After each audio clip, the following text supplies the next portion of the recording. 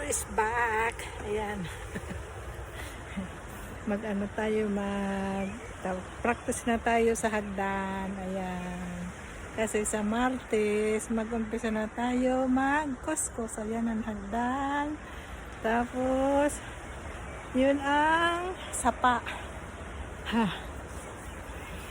Mag-practice na mag-akyat sa hagdan. Ayan.